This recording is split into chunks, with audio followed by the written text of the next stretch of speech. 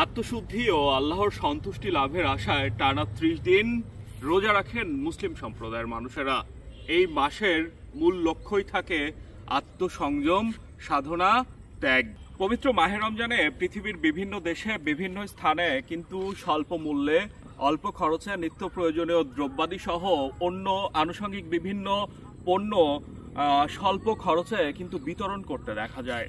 কিন্তু এর ভিন্ন চিত্রও কিন্তু আছে। আমাদের দেশে এক শ্রেণীর ব্যবসায়ী আছে যারা রমজান মাসের এই চাহিদাকে কাজে লাগিয়ে তারা সিন্ডিকেট তৈরি করে মজুতদারি করে কিন্তু পণ্যের দাম বাড়িয়ে দেয়।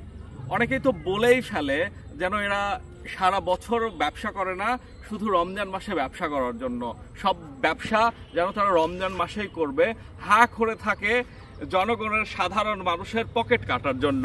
এর বাইরে অন্যান্য মাসের মতো দ্বন্দ্ব সংঘাত, চুরি ডাকাতি, ছিনতাই, সংঘাত, সহিংসতা, খুন, রক্তপাতের ঘটনা কিন্তু আমাদের চোখে পড়ছে। টেলিভিশনের পর্দায় প্রতিদিনই ভেসে উঠছে সন্ত্রাস, দুর্নীতি, লুটতরাজ, অব্যবস্থাপনা, বিশৃঙ্খলা, অনিয়মের খবর।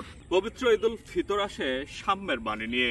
ঐক্য, মৈত্রী, সৌহার্দ্য, সম্প্রীতি ও ভ্রাতৃত্বের বন্ধনে এদিন এক হয় সবাই। এদিন ধনী গরিব, সাদা কালো, শিক্ষিত অশিক্ষিত নির্বিশেষে ভ্রাতৃত্বের বন্ধনে এক কাতারে জড়ো হয়ে আমিন আমিন ধ্বনিতে হাত উঠান আল্লাহর দরবারে। ঘরে ঘরে ছড়িয়ে পড়ে আনন্দ। আজ এমন এক সময় আমরা ঈদুল ফিতর পালন করছি যখন গাজায় নারী শিশুদের উপর গণহত্যা চলছে।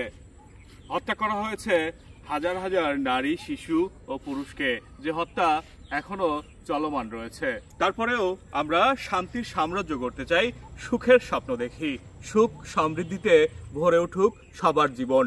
সবাইকে পবিত্র ঈদুল ফিতরের শুভেচ্ছা। ঈদ মোবারক, ঈদ মোবারক, ঈদ মোবারক।